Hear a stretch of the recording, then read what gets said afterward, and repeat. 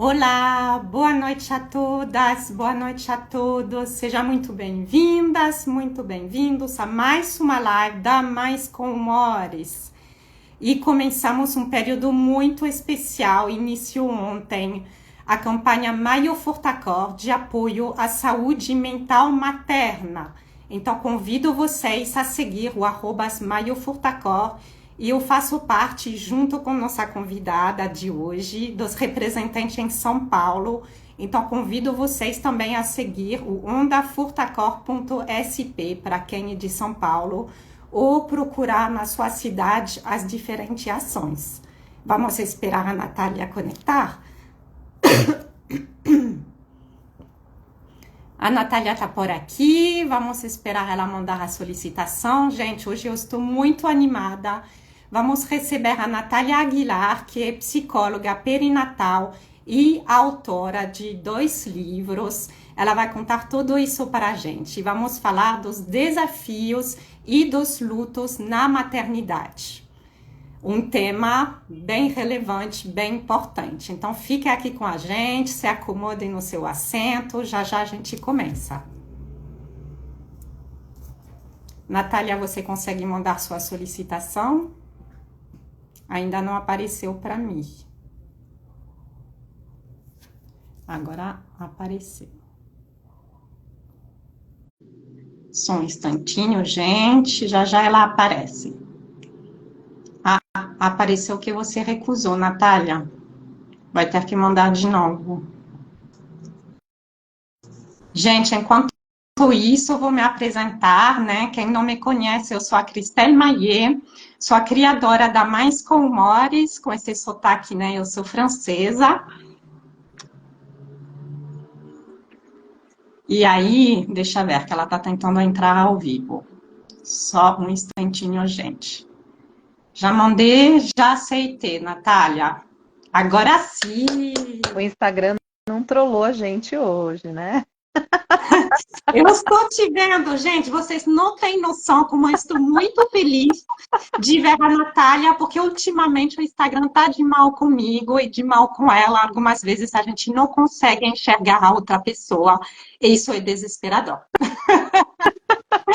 A gente toca do jeito que dá, né? Outro dia não estavam conseguindo me ouvir. Eu falei, meu Deus, como é que a gente faz uma live sem o pessoal ouvir, né? Mas Enfim, que bom que está deu dando certo. tudo certo. Então, seja muito bem-vinda, Natália. É um prazer receber você aqui no nosso canal Mais com Humores. Eu estava começando a me apresentar para o pessoal que não me conhece ainda, então vou voltar. Eu sou a Cristel Maillet, sou a criadora da Mais com Humores, que é um canal de divulgação e curadoria de conteúdos e eventos sobre saúde mental materna. Então, tem esse principal canal no Instagram, onde faço o conteúdo, faço as lives, sempre trazendo especialistas como psicólogas, psiquiatras, também paciente, e temos um grupo de apoio gratuito para mães e futuras mães com depressão e transtorno bipolar. Então, quem quiser mais informações, segue a gente no nosso perfil, clique nos links na bio, você vai ter todas essas informações. E hoje, com muito prazer, eu recebo a psicóloga perinatal e escritora Natália Aguilar. Seja muito bem-vinda. Obrigada, Cris. Obrigada aí pelo espaço, pela oportunidade, pelo convite, da gente falar um pouquinho, né, sobre a maternidade, sobre as perdas que a gente vivencia na maternidade, que eu acho que é a gente criar um espaço, um terreno importante, um terreno que ainda é muito pouco visto. Tá? Então, eu agradeço muito o espaço.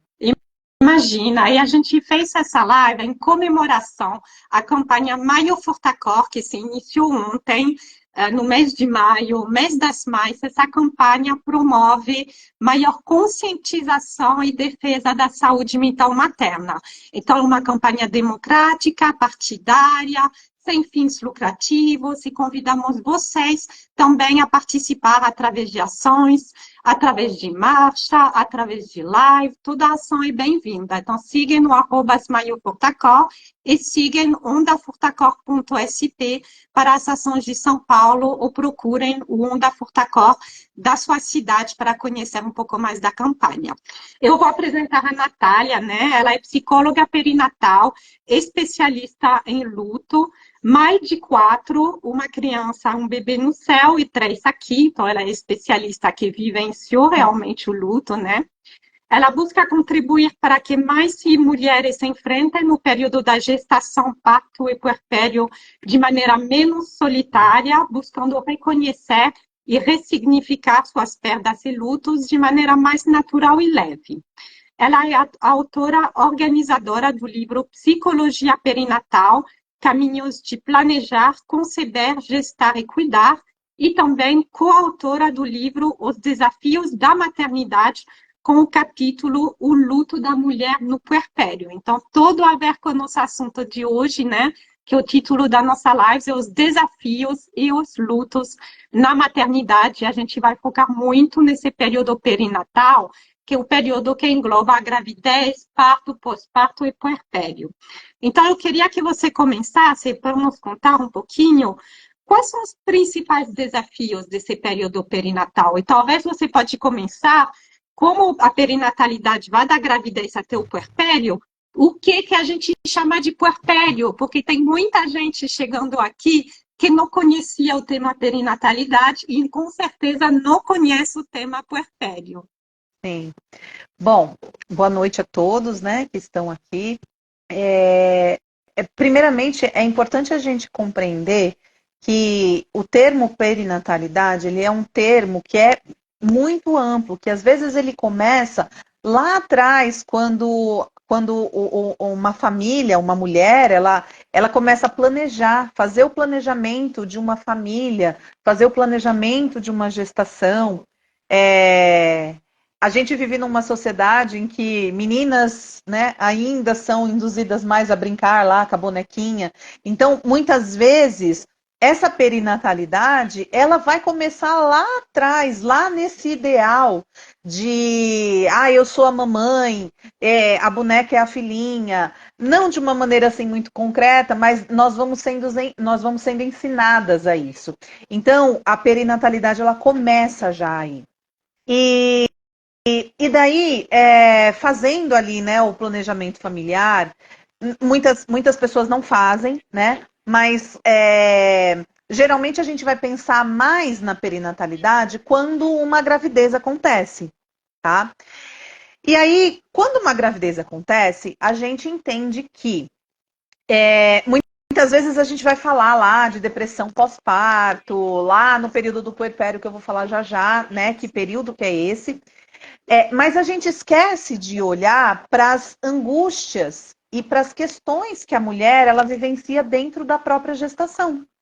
Sim. É um período em que essa mulher ela fica em estado de alerta, né? Porque ela está gerando um outro ser. E eu estou falando, a princípio, eu estou falando de uma gestação sem intercorrência nenhuma. A mulher, ela já se torna mais cuidadosa com ela mesma, com a alimentação, geralmente, tá? Não é regra, porque tem mulheres que não se preocupam tanto, né? Então, e daí, essa mulher, dentro desse período gestacional, ela vai ter ansiedades, ela vai ter períodos de estresse, ela vai ter períodos em que ela vai precisar enfrentar esses desafios, e muitas vezes nem ela própria reconhece que ela está ali angustiada, que ela está ali preocupada. E aí a gente fala que muitas vezes a depressão pós-parto, na verdade, ela tem início na gestação. Ela vai começar lá atrás, com todo um estado de alerta que essa mulher ela vivenciou dentro da gestação. E aí ela desencadeia muitas vezes lá no puerpério, que é um período de maior vulnerabilidade, é um período em que essa mulher ela tem lá a queda dos hormônios, é um período em que ela está mais cansada, porque ela acabou de passar por um período gestacional, né? Em que o corpo dela precisou trabalhar muito, e agora, né, depois que o bebê nasce, ela tem o bebê ali e traz um cansaço físico, né? Cuidar de um bebê não é tarefa fácil, né? Não é, não. Não é, não é. O bebê, ele não, né, não, acho que a gente precisa desconstruir essa ideia, né? Essa ideia romântica de que a maternidade é ali o Né? bebezinho fica ali no berço, dormindo, é só uma almofadinha. Não, esse bebê ele tem vida própria, ele chora, ele reclama quando ele tá sujo, quando ele tá com fome, quando ele tá com sono.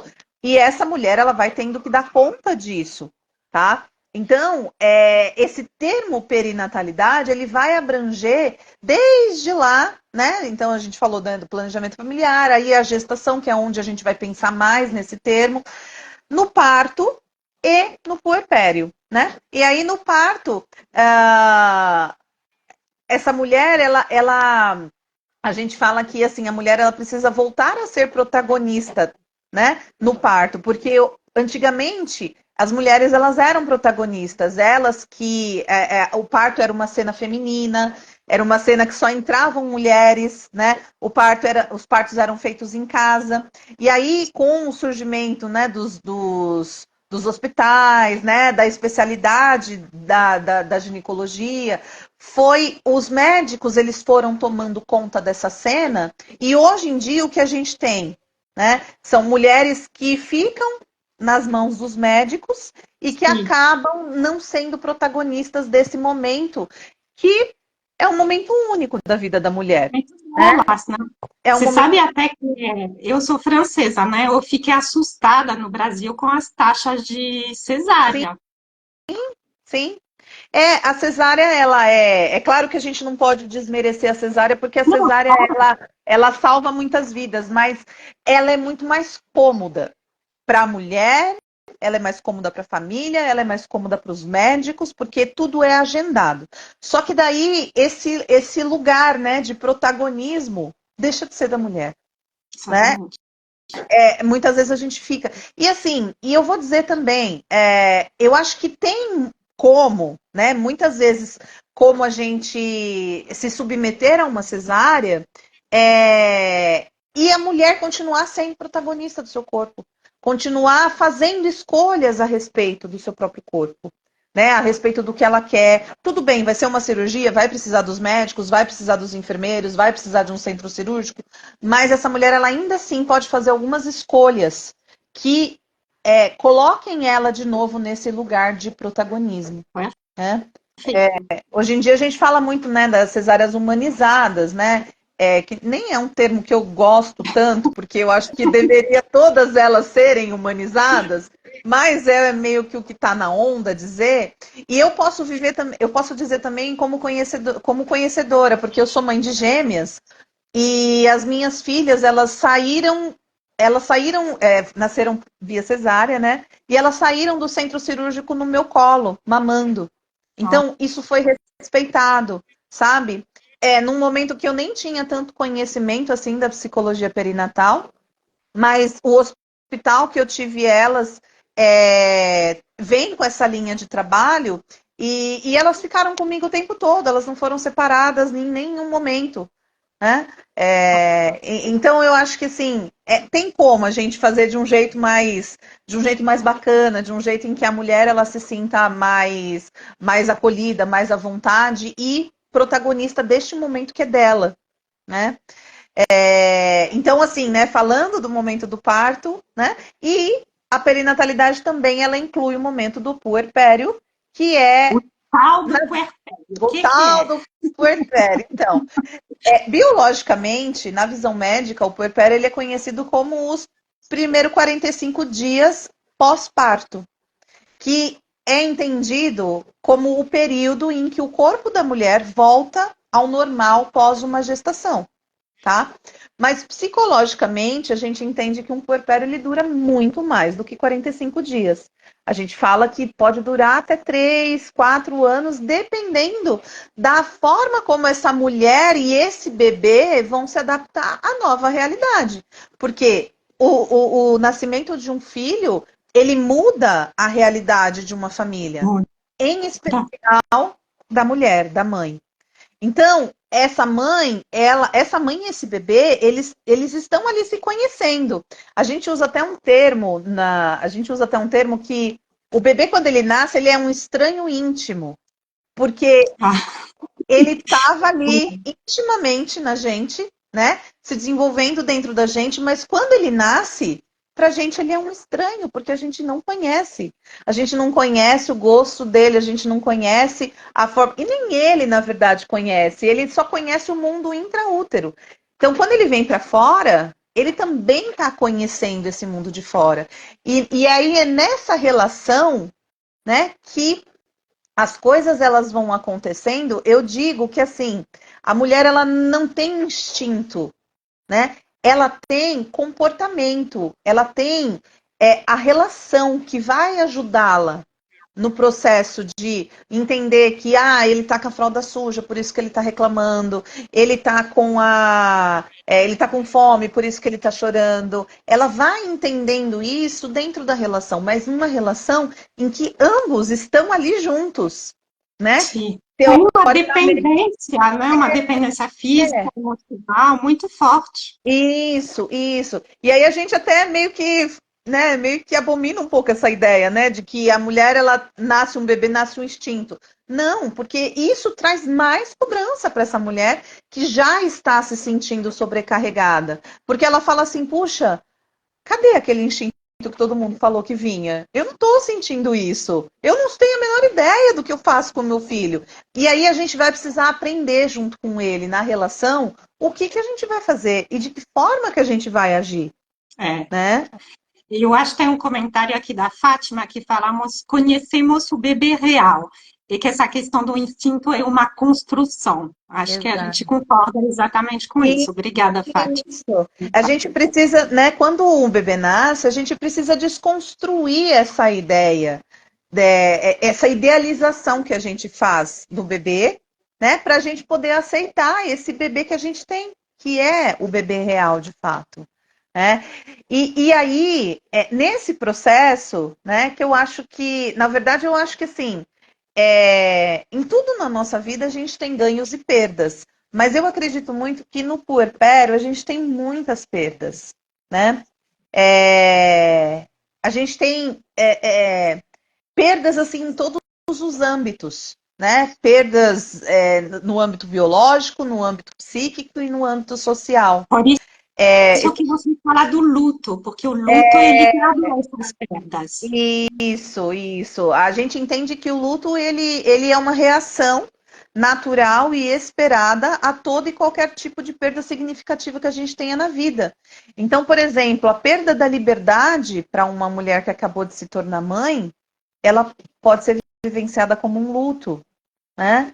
A perda do corpo que ela tinha antes dela engravidar, porque a gente sabe que o corpo se modifica. Ela pode ser entendida como um luto. A perda de lugares que ela frequentava antes e que agora ela não pode mais frequentar, pelo menos por um tempo. Eu não me esqueço um caso que eu atendi há um tempo atrás, de uma pessoa que falou para mim assim: eu gosto muito de um restaurante, mas eu não posso mais ir lá com o meu filho, porque o carrinho é um lugar muito apertado e o carrinho não entra. E não tem trocador no banheiro. E não tem trocador no banheiro. Sabe, essas mínimas coisas que parecem ser tão pequenas, mas que no mundo materno elas se tornam muito grandes. E essa mulher, ela vivencia esse luto, muitas vezes de maneira muito solitária, porque se ela abre a boca para falar que ela, às vezes, está triste, porque ela queria ter um pouco mais de espaço e ela não tem, vem sempre alguém falando aquela frase que eu acho terrível, né? Quem pariu Mateus que balance o berço, né? Tem uma frase que o pessoal fala, né? Quem pariu Mateus que balance o berço. Eu acho terrível isso, Muito porque julgamento, né? uma coisa não tem nada a ver com a outra, né? Vejam, gente, o amor que uma mãe sente por um filho não tem nada a ver com as perdas que ela vivencia quando ela se torna mãe, né? Ela vivencia as perdas e ainda assim continua amando seu filho e vai continuar fazendo tudo pelo seu filho, né? Mas ela ainda está vivenciando perdas e ela ainda está vivenciando lutos. E socialmente isso não é muito bem aceito, né? A gente tem uma realidade que invalida muito. E essa mulher, e assim, né, quando a gente é invalidado, o que a gente faz? A gente fica na nossa, a gente não fala, né? Porque a errada é a gente. Então, a gente tende a vivenciar esse luto de maneira muito solitária. E aí, esse puerpério, ele acaba sendo um puerpério muito difícil para essa mulher, né? Entendi. Quando você fala de perdas biológicas, você se refere a quê? Você pode detalhar um pouquinho para a Por gente? exemplo, o corpo que modifica. A gente pode falar até na gestação de mulheres que não gostam do seu corpo grávido, sabe? De mulheres que passam muito mal na gestação e não querem passar mal desse jeito, né? Tem mulheres que precisam ser internadas por causa de enjoos, né? Elas querem muita gestação, mas elas não querem passar por essa situação, né? Sim. É, perda de alguma condição biológica, alguma condição de saúde em detrimento da gestação. Todas essas perdas aí, né, que envolvam a questão do corpo, tudo que a gente perde. Eu não me esqueço um comentário, tem uma modelo, como é que é o nome dela? Barbara Evans. Ela é filha daquela modelo antiga Monique Evans, que é mais velha, acho que mais conhecida. Ela passou por um processo de fertilização in vitro, né? Ela queria muito ser mãe, mas ela é uma modelo, né? Então ela sempre teve aquele corpo escultural. E aí, quando ela engravidou, ela engordou, né? Claro. Ela engordou. Natural, né, gente? Que ela engorde, ela tá grávida. E ainda que cuidando da saúde, vieram muitos comentários nas redes, né? Dizendo que o corpo dela estava muito feio, que ela estava muito gorda, que não sei o quê, não sei o quê. E aquilo foi entristecendo ela. E uma vez ela postou nas redes, falando assim que ela também não estava se sentindo bem com o corpo, mas que o desejo dela de ser mãe era muito maior. Então que ela ia esperar a bebê nascer para depois ela entrar numa dieta, alguma coisa assim. Então, olha aí, olha a perda. E olha só, né? Onde uma mulher deveria ser acolhida, ela é julgada. Porque, né? Porque ela está engordando, porque ela está perdendo aquele corpo escultural que ela sempre teve. Né? Triste esse tipo de reação. Então, realmente tem essas perdas biológicas. Se você comentou um pouquinho das perdas sociais, né, dessa perda de liberdade de ir e vir, uma questão muito Isso, forte. muito forte, muito. Eu me lembro que quando meu filho nasceu, o Pedro, às vezes eu tinha um pouco de medo de sair com ele na rua, sabe? Porque ele era um bebê que ele chorava muito.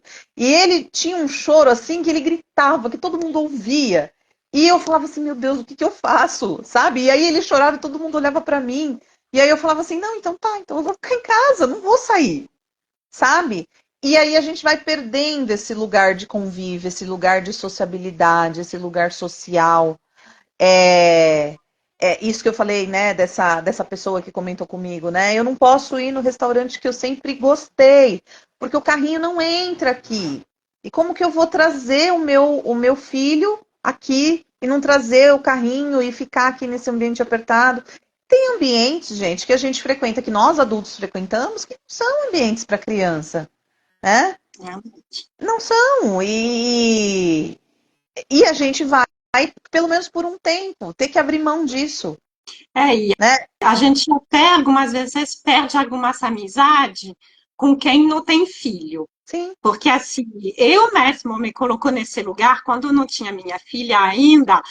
Eu fazia vários julgamentos, algumas vezes assim, sem querer, mas você acaba julgando. Ah, por que que a pessoa não está mais saindo? Só porque ela tem um bebê? Por que que ela não faz isso e aquilo com o bebê? Por que que não amamenta daquele jeito e não daquele? Uhum. Então, algumas vezes, amizades se rompem ou se distanciam, pelo menos, devido à maternidade, né?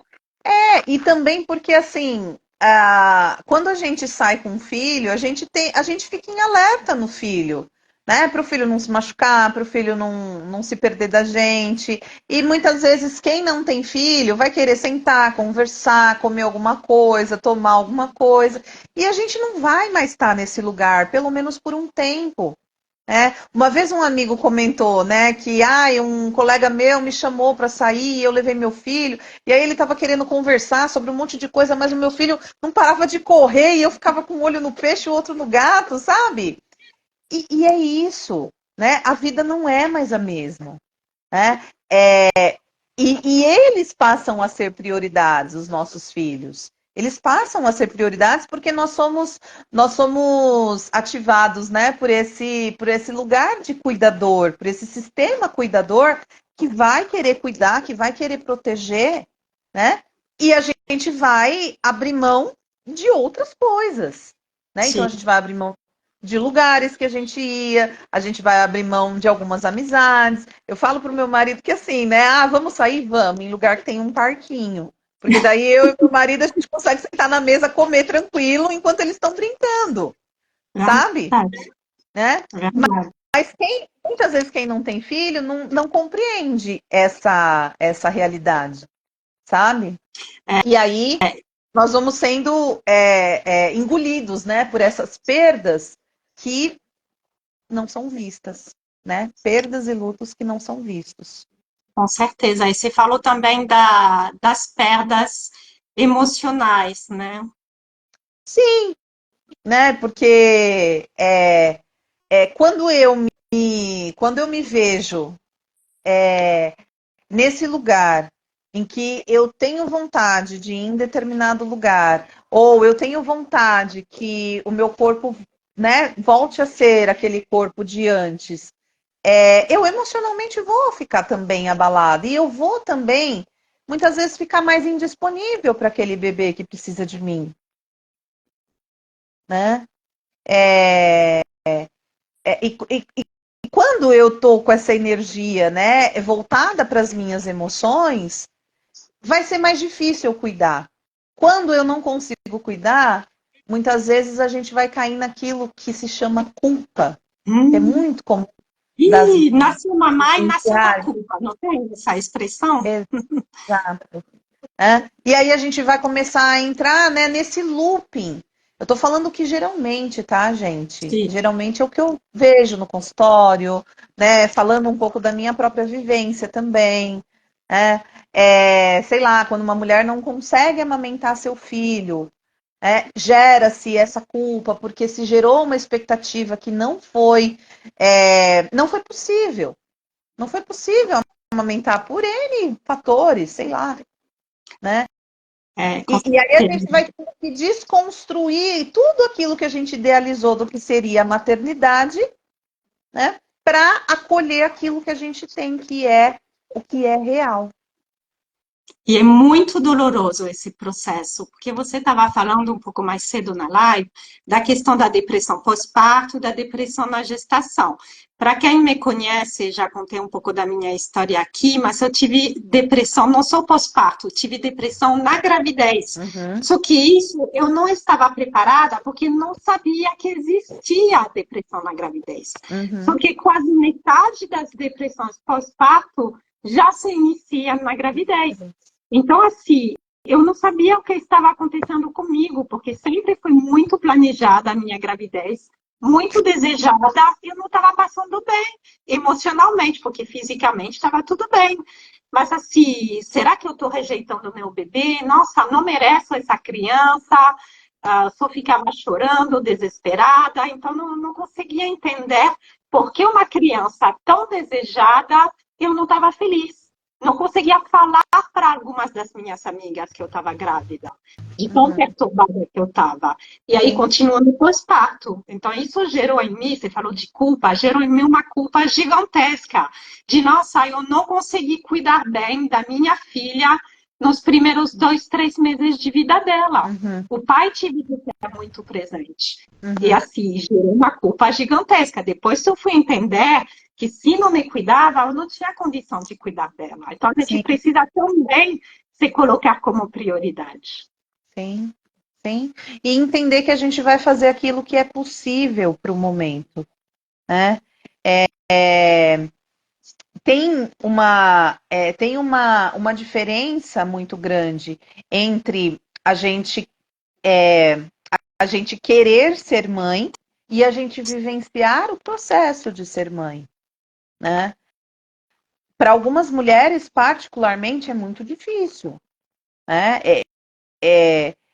Eu sempre achei que maternar, né? Desde que eu me tornei mãe, eu sempre achei que maternar é a coisa mais difícil que eu já fiz em toda a minha vida, né? E é algo que eu vou fazer pro resto dela. Com certeza. A gente tem aqui, vou trazer um comentário. Meu sonho era amamentar meus filhos e não consegui amamentar nenhum deles. Fiquei arrasada, me sentia menos mãe por isso.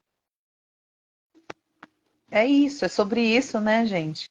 É, a gente não é menos mãe porque a gente não amamenta. O importante é que essa criança ela receba alimento e afeto.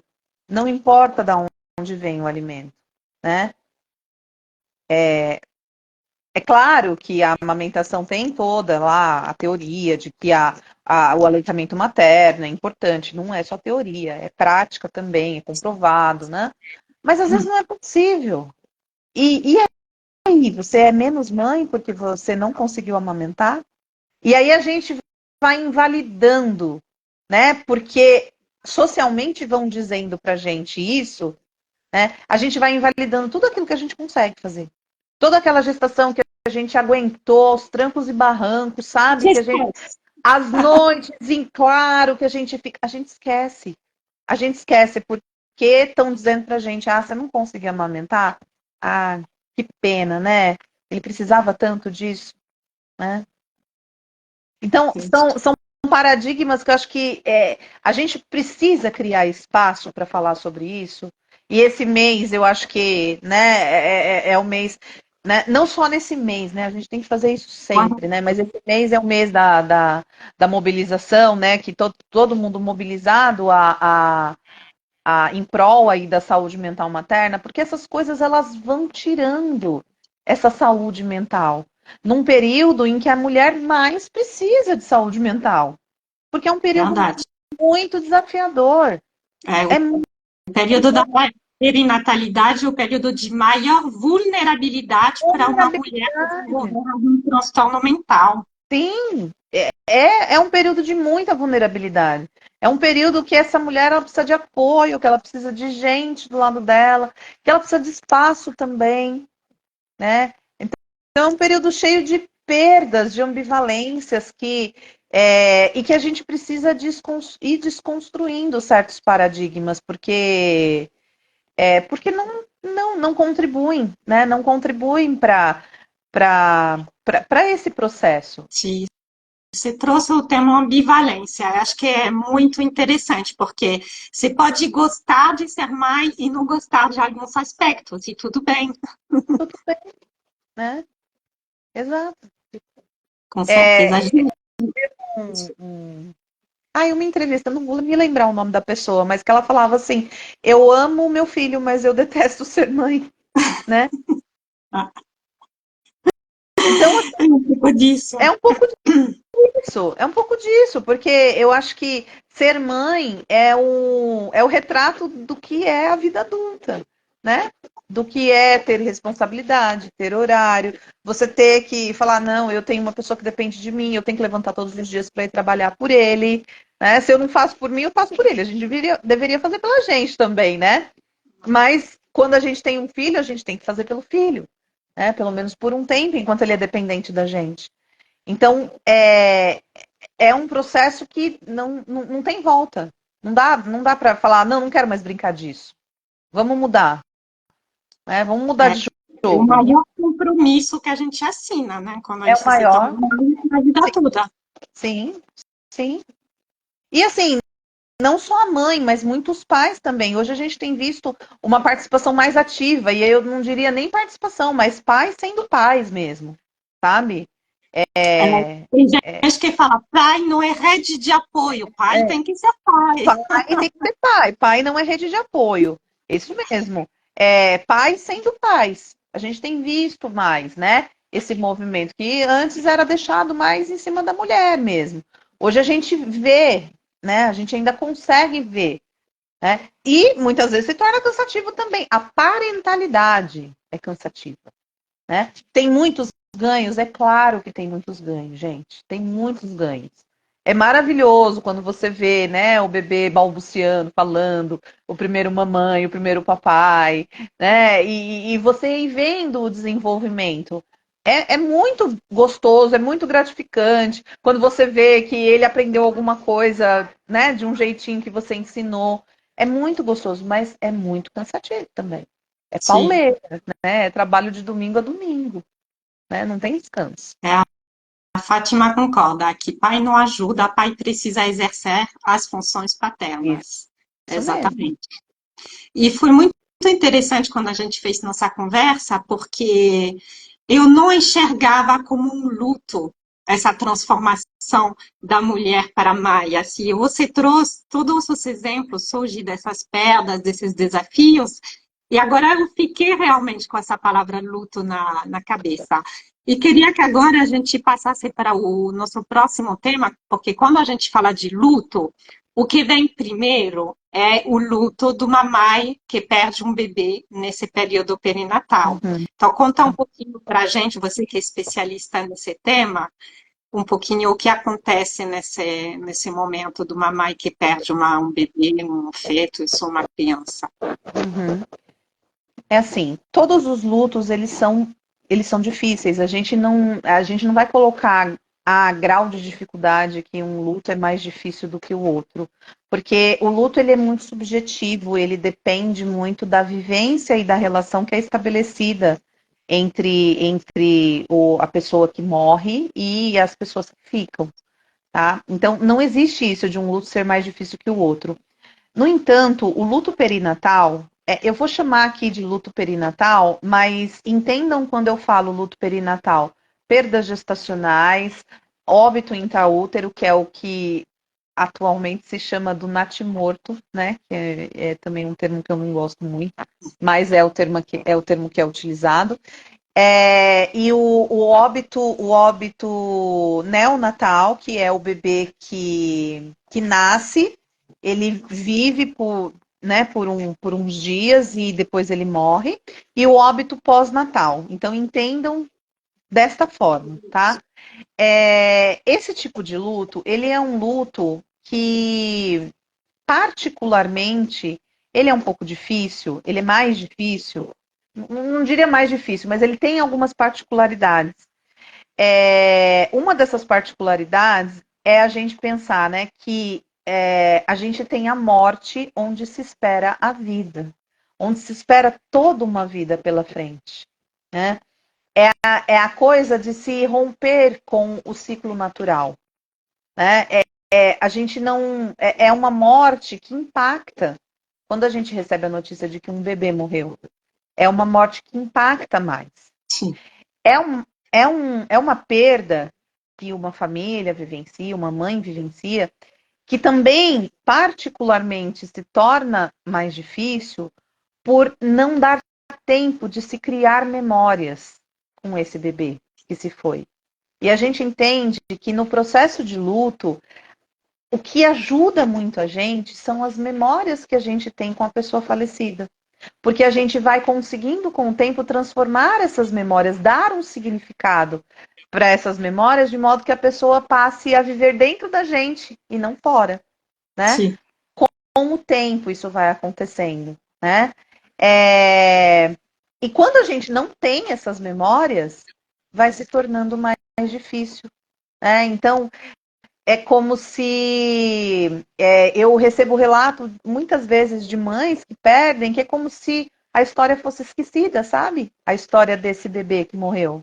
Porque não se criou memórias, não se criou memórias com a família, não se criou memórias com os pais.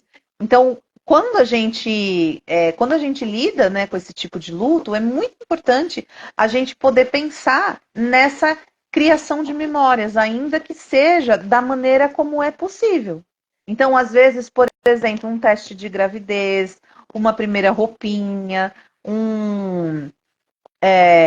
sei lá, às vezes né, sei lá, já sabia o sexo do bebê, já tinha dado um nome para ele, fazer alguma coisa com o nomezinho do bebê. Quando a perda. É claro que tudo vai depender muito da idade gestacional ou de quando a perda aconteceu, né? Porque quando a perda ela acontece, quanto mais o bebê vive, mais dá tempo da gente ir criando essas memórias. Quando a gente fala de uma perda gestacional, por exemplo, quase nenhuma a gente tem. Né? Eu sofri uma perda gestacional, eu perdi o meu bebê com o Chico, né, com 6, 7 semanas, e eu não tive tempo de construir memórias dele, né? Eu fui construindo isso tudo depois. Depois eu fui dando lugar e fui dando espaço para que ele continuasse existindo, né?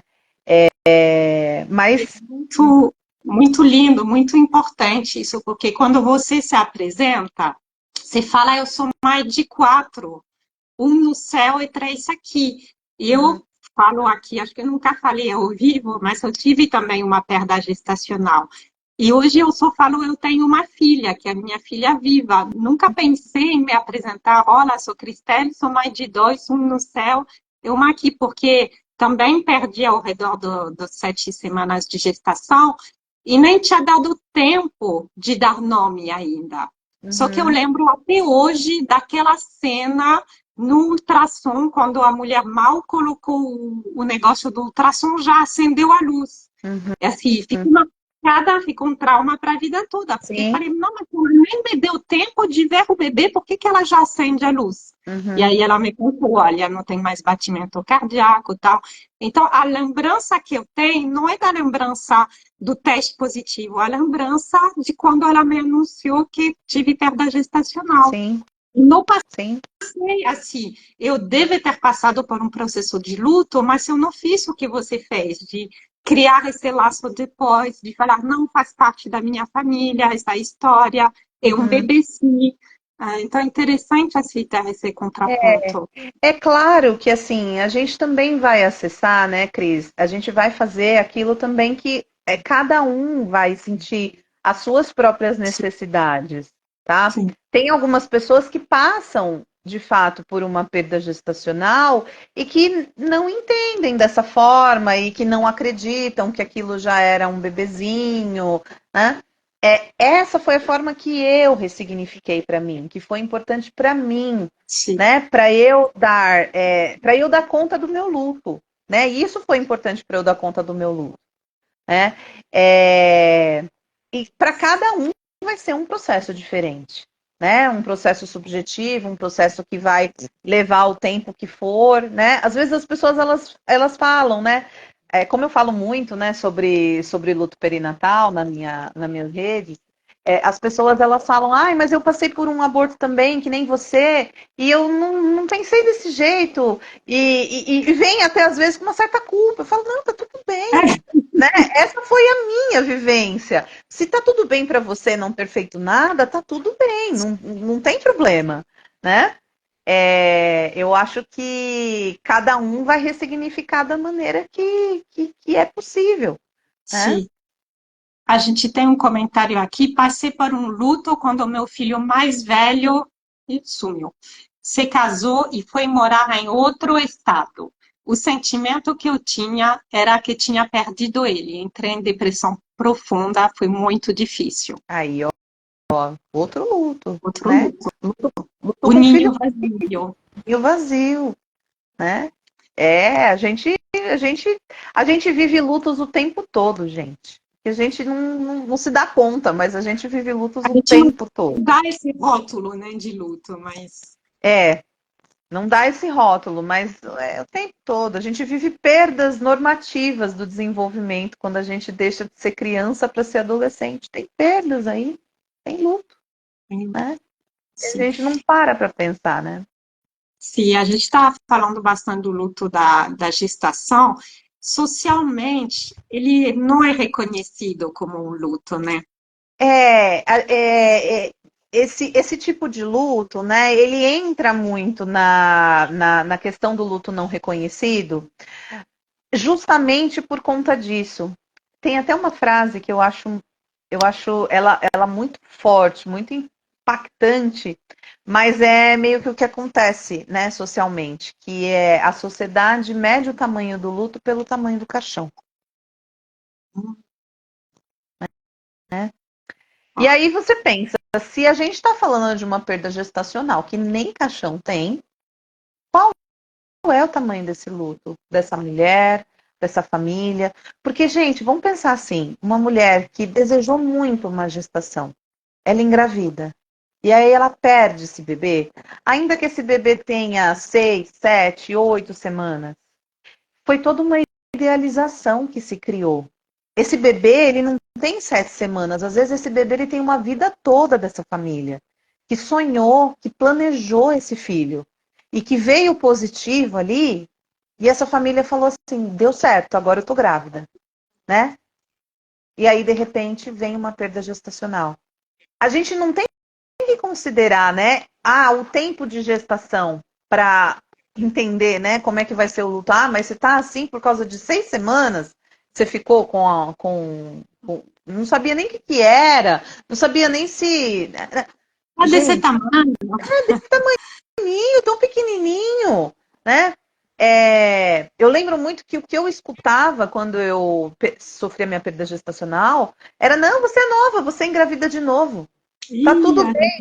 gente fica muito. Eu assim, gente, mas tá bom, mas eu posso, né? Posso Vivenciar, chorar? eu posso chorar por esse que foi, né? E aí é algo assim muito, muito subjetivo de cada um. Então, ele se torna não reconhecido por conta da falta de espaço que existe, né? Das pessoas reconhecerem que ali houve uma história assim, né? E que teve, né? Um processo de vinculação, né? Teve um amor envolvido, teve um cuidado envolvido, né? Então, a gente precisa olhar para isso, né? Porque muitas vezes, sabe aquela coisa assim, eu não vi, então não aconteceu. Uhum. Se a gente está falando de um aborto, de uma perda gestacional, ou a gente está falando até de um bebê que nasceu muito prematuro, né? Que nem pôde receber visitas, né? Não vi, não aconteceu. Então, bola para frente. É assim que o barco toca Sim. socialmente. Só que assim, também eu acho que é importante dizer que as pessoas elas não fazem isso de propósito. Elas fazem isso porque elas estão acostumadas a fazerem isso. Não é algo de caso pensado. E acho que isso tem muito a ver com a disponibilidade de estar com o outro na dor do outro, de sustentar a dor, né? Empatia. Você pode estar ali sem necessariamente, né, querer dar um jeito para a dor passar, sabe? Você pode só estar ali. Porque um luto desses, gente, eu imagino que assim a dor ela não vai passar. Ela vai se acomodar em algum momento da nossa vida. Mas a gente nunca vai esquecer a perda de um filho, né? E Eu não tenho essa prepotência de dizer para os meus pacientes: olha, daqui a pouco você esquece. Tem outro que você esquece. Não, essa mulher nunca vai esquecer. Essa mulher, ela é transformada. A partir do momento que ela vive um luto perinatal, qualquer luto transforma a vida da gente, né? Mas essa mulher que perde um bebê tão precocemente, ela tem a vida dela transformada, com né? certeza. E você, qual dicas você dá quando uma mãe chega com esse problema, essa situação assim? Tem algumas dicas que você, ou algumas orientações, dicas talvez não é o termo, mas algumas orientações para ajudar a passar nesse período? Eu diria que assim, a primeira coisa é se a gente sentir, né, que a gente não está sendo acolhido direito pela nossa família, que a gente não está dando conta do nosso dia a dia, da gente buscar ajuda, primeiramente. Buscando ajuda, né? Hoje em dia existem instituições que acolhem luto perinatal, que acolhem esse tipo de perdas. Buscar orientações, eu costumo dizer assim, né? Buscar lugar de pertencimento. Porque Perfeito. Grupos de apoio. que nem você estava falando agora no início da live, né? Que você faz o grupo de apoio a mulheres com depressão e transtorno bipolar, né? Em cima, né, da sua própria vivência, você traz isso, né, para outras mulheres se sentirem pertencentes a esse universo, né? É o que eu acho que hoje, né, buscar esse lugar, né, de acolhimento.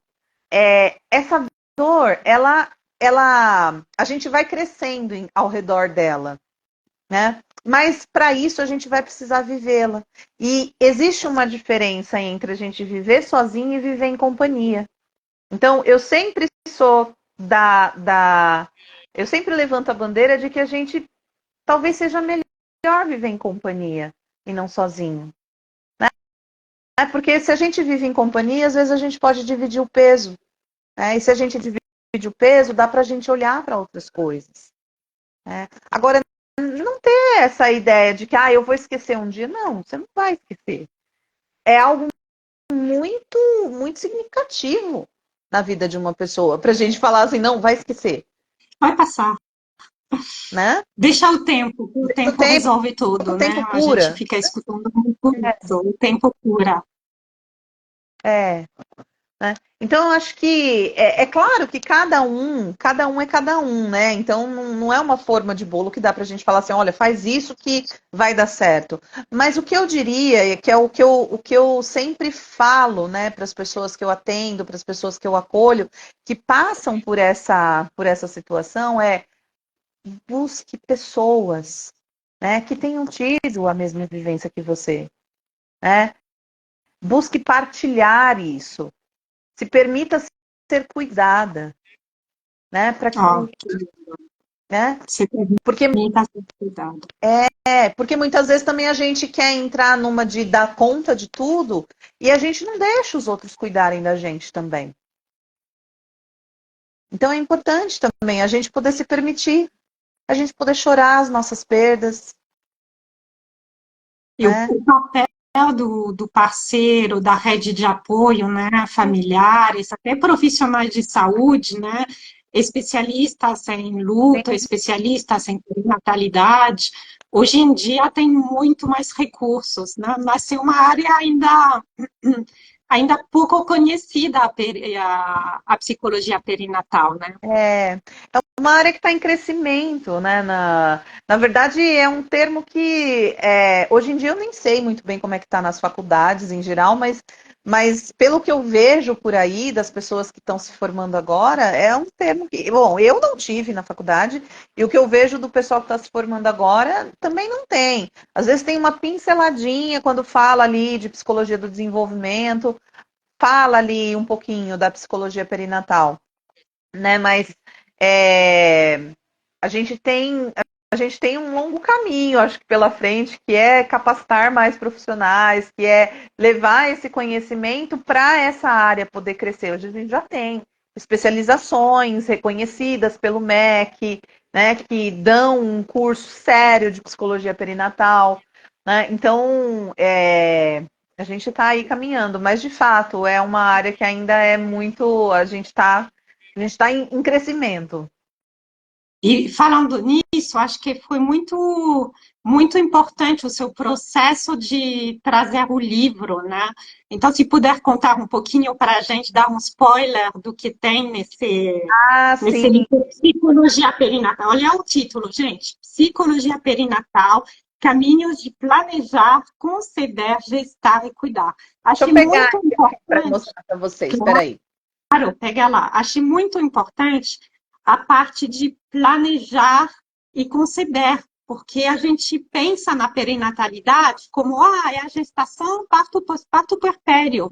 E a gente não pensa nessa trajetória da concepção, do planejamento. É muito importante para quem faz reprodução assistida, por exemplo. Sim, com toda certeza. Ó, o livro é esse aqui, gente. Psicologia Perinatal, Caminhos do Planejar, Conceber, Gestar e Cuidar. Esse livro, a ideia desse livro surgiu lá em 2022, logo depois que eu entrei na minha especialização em psicologia perinatal. A instituição que eu fiz, ela organizou um evento presencial, porque a formação ela é online, né? Mas ela organizou um evento presencial aqui em São Paulo. E assim, conforme eu fui assistindo às aulas, muitas das minhas fichas foram caindo em relação ao meu próprio processo de maternidade, tá? Olha, Então eu comecei a falar, eu falava assim, gente, a gente precisa expandir isso de alguma forma, a gente precisa criar mais materiais, a gente precisa ter coisas mais sólidas, mais acessíveis, que tragam essa concretude, né, para o tema. E daí eu me lembro que nesse evento presencial, eu conversei com a fundadora do Instituto e ela, despretensiosamente, convidei ela para ser a prefaciadora do livro. Eu falei, olha, eu tô com umas ideias aqui de organizar um livro, eu não sei se vai sair do papel, mas se sair, você topa escrever o prefácio? Ela falou, topo, super topo. E ela topou. Isso foi em 2022. Em 2023, já eu já que ela tinha... topou, você tive que correr atrás. Já que ela topou, eu tive que correr atrás para fazer acontecer, né? Eu já tinha escrito o capítulo do luto da mulher no puerpério num outro livro que se chama Os Desafios da Maternidade, que eu entrei num projeto de coautoria na editora do livro, e daí eu entrei em contato com a editora e falei, olha, eu tô com umas ideias, tô querendo fazer a organização do livro, é assim, assim, assim. A editora topa acolher o meu projeto? Ah, topamos. E eles toparam. E daí a ideia do livro começou a nascer aí. Depois disso, começou o processo de eu conseguir pessoas, porque eu sou organizadora, né? Eu não escrevi o livro sozinha, tá, gente? Foi eu e mais 12 meninas que acabou meio que sendo todas da mesma instituição do livro, do curso, né? E a editora ela até dá um suporte, né, para a gente conseguir pessoas interessadas em fazerem parte desse projeto de coautoria, mas eu falei assim, deixa eu ver com o pessoal da minha pós, porque lá tem muita gente interessada no tema. De repente pode ser algo que, né? E assim, para minha surpresa, né, 12 meninas toparam o meu convite, aceitaram o meu convite e entraram nesse projeto junto comigo. Então, no livro, a gente tem 14 capítulos, e nós falamos desde do papel da maternidade na família e na sociedade até o sono do bebê. Então, a gente vai passando por todas as etapas. Então, a gente passa pela romantização, a gente passa por infertilidade, tratamentos de reprodução assistida, a gente passa por pré-natal psicológico, a gente passa por violência obstétrica, amamentação, desmame, a clínica com bebês. Então, a gente tem diversos assuntos, o momento do parto, a gente tem diversos, puerpério, o luto da mulher no puerpério, diversos assuntos que são contemplados no livro e que foram escritos assim, com muita alma, sabe, por todas nós, para que o livro pudesse sair e a gente poder disponibilizá-lo aí para vocês, tá? Perfeito.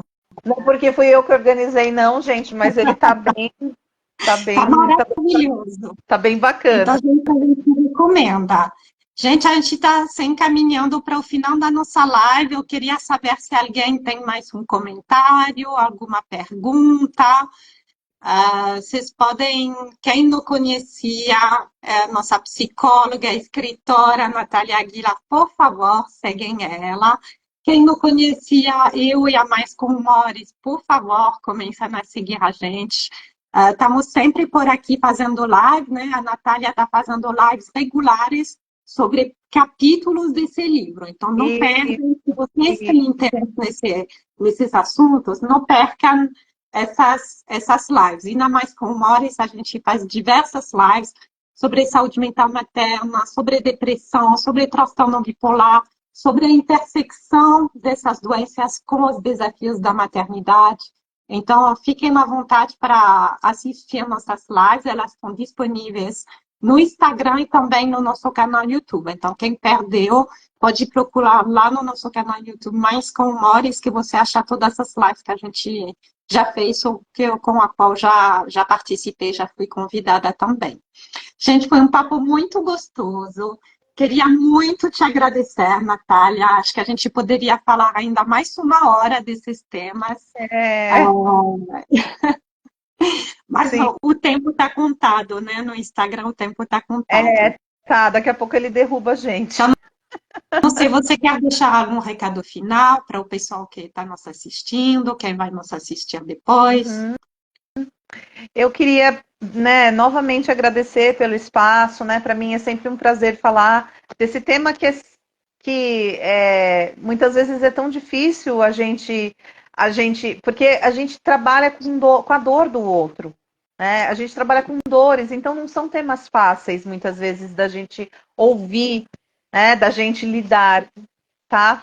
Então, eu agradeço pelo espaço, porque eu acho que a gente conquistando de pouquinho em pouquinho, daí a gente vai modificando, né? Isso que muitas vezes vai contribuindo para certos adoecimentos mentais, né?